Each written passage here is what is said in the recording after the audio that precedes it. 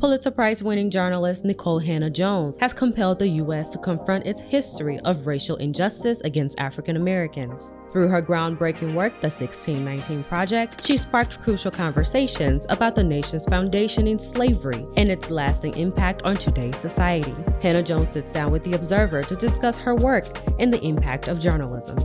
So, 1619 Project.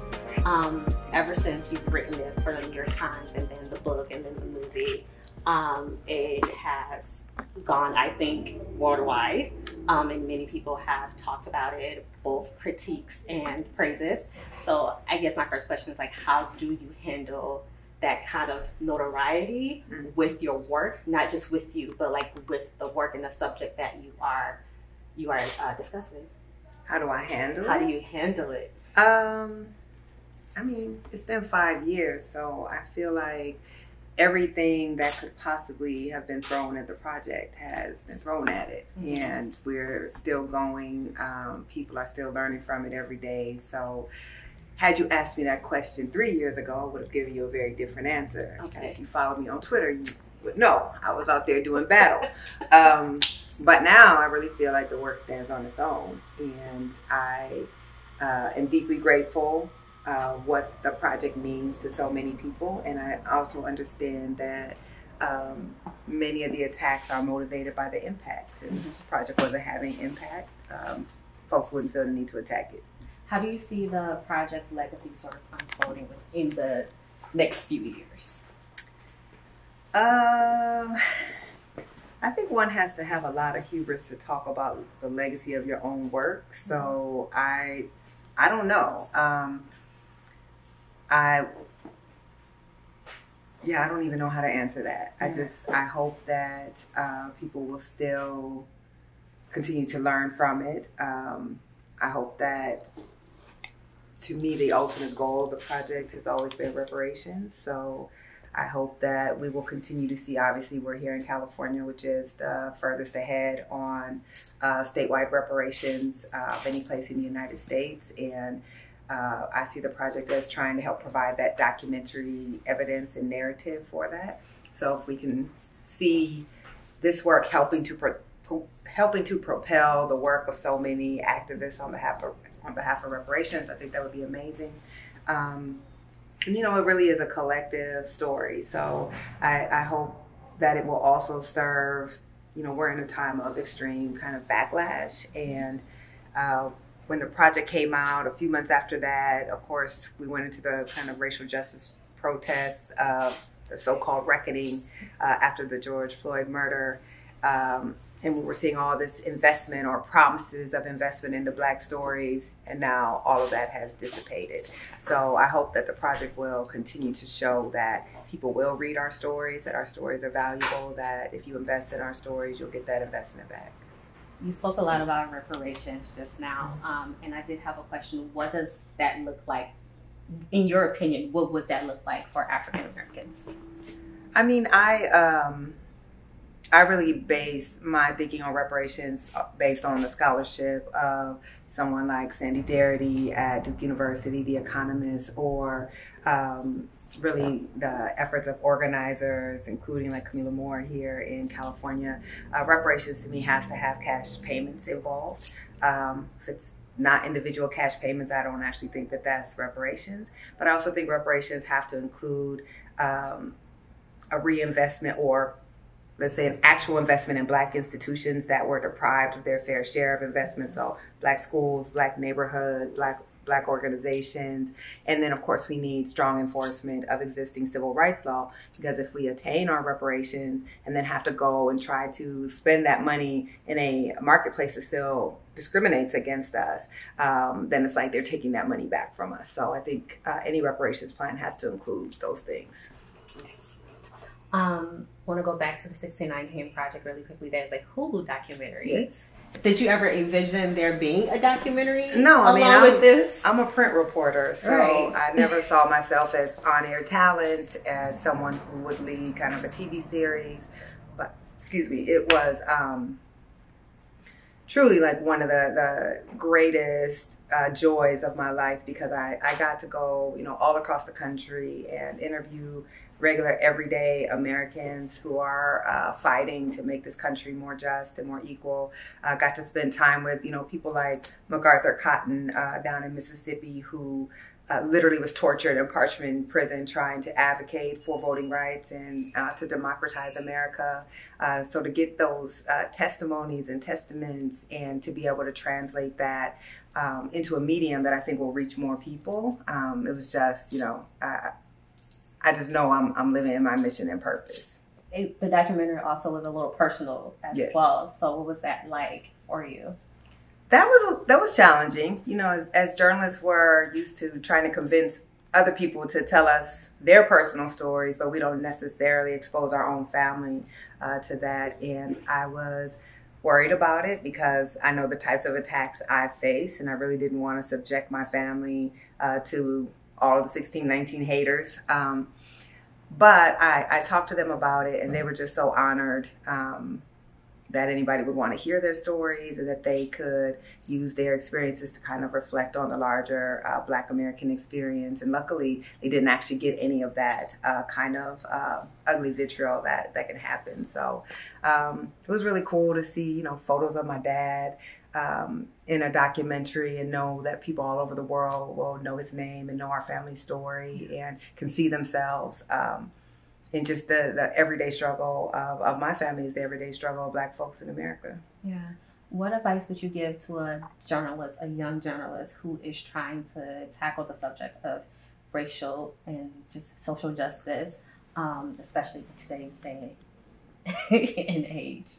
Well, it's never been that mainstream media has wanted us to do this type of work, so it might be a little harder now, but it's always been hard. The advice that I give, though, is, you know, you being a Black person means, of course, you have a certain frame that you're seeing stories and you have a certain understanding, but that doesn't give you an expertise. What makes you a great writer on race and social justice is to get an expertise in it.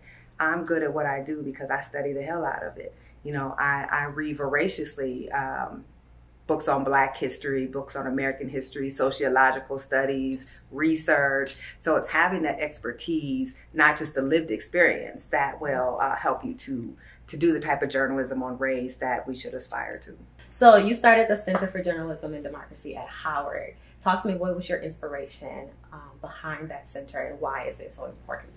Well, my first inspiration was vengeance, which, you know, obviously, if people know the story, they know I ended up at Howard because the Board of Trustees at my alma mater, the University of North Carolina at Chapel Hill, didn't want to approve my tenure.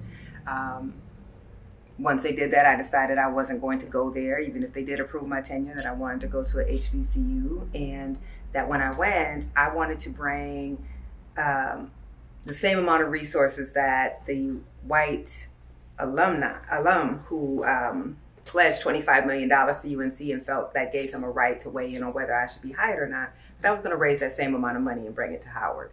So that's what I did. And it was really important to me at that time, right? So this is 2021, and we're seeing an insurrection. We're seeing really efforts to subvert democracy, and we're seeing a mainstream press that was really struggling with how do you cover Donald Trump, how do you cover a political party that is becoming openly anti-democratic and that is really eschewing the norms of a democracy. And I think we were failing. So I wanted to come to Howard and really try to help push our profession towards saying you can't be neutral on democracy. You must have a democracy in order to have a free press. We are dependent upon each other. And so that neutrality was actually an abdication of our duties as journalists. But I also wanted to be able to train Black journalists, young folks who want to be journalists, into the traditions of pro-democracy journalism, of journalism that doesn't pretend it doesn't have a point of view, journalism that is in the tradition of the Black press, which is we can't look at the United States through rose-tinted glasses. We know that our journalism has to be activism, and that's okay. And so it really was an opportunity for me to bring a lot of resources to institutions that have never gotten their fair share, and to give those students the type of training that will allow them to go out and do the reporting that our democracy needs. Mm-hmm. In your opinion, why is the Black press so important in not just connecting history to the present, but making sure that history is accurately told in the future? Absolutely.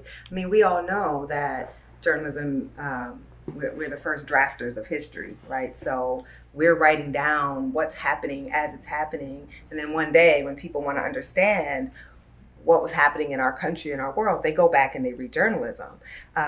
Without a Black press, that means we don't get the full story. That means that when folks want to understand, both when we're trying to understand what's happening right now and when folks in the future want to understand what's happening right now, without our voices and without the very particular eye of the Black press, right, which is telling stories through a particular lens and not telling them for the white gaze.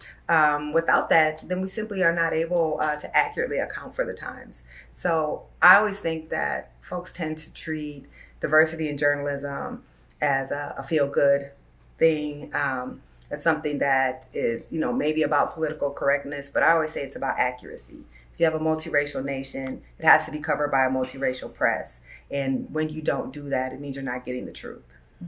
Excellent. Thank you so much. I have one more question. We are at a speaker series, a book speaker series. Besides the 1619 Project, what book would you recommend to someone right now if they're like, I need something to read tonight?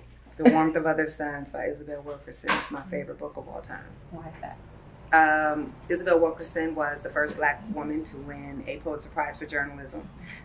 She is a beautiful writer. She is an amazing historian. And The Warmth of Other Suns really chronicles the Great Migration and Black people's efforts to flee the South in order to find their freedom. So it's just an amazing work of history of journalism, of writing, that I think helps us understand the country that we're in. And the other book I would recommend is Black Reconstruction by W.E.B. Du Bois, which really is a template for so much of the work that I do. Yeah, excellent. You have become a whole bunch of Black journalists, like idols, right? Like we look up to you. So just thinking about that, when you were an upcoming journalist, who were some of your idols, in quotes, right? Who are some of the journalists that you looked up to? I mean, honestly, the reason I adopted Ida B. Wells as kind of my spiritual godmother was I didn't know any Black print journalists. So I knew, of course, there were some Black journalists on television, but I didn't want to be a TV reporter. I wanted to be a newspaper reporter. I wanted to be an investigative reporter. And I didn't know any Black women. I grew up in Waterloo, Iowa, in a working class community. And so I had to go all the way back to a woman who was born into slavery to kind of see a model for what I wanted to be. I think that's, you know, been one of the main drivers in my work to try to open the doors to investigative reporting to young Black journalists coming behind me. That's one of the reasons I co-founded the Ida B. Wells Society for Investigative Reporting, because I really didn't have people in newsrooms who could help me. Now, once I went to graduate school, I had people like my thesis advisor was Chuck Stone, muckraking, Black investigative journalists who helped integrate newsrooms, Les Payne. So once I started being involved in the National Association of Black Journalists, I got to meet all kinds of Black investigative reporters, but I didn't know any growing up. Wow. Thank you so much. You are an inspiration to me. Thank you. And I think we have to wrap up now, but this has been wonderful. Thank you so much. Thank you. I appreciate you.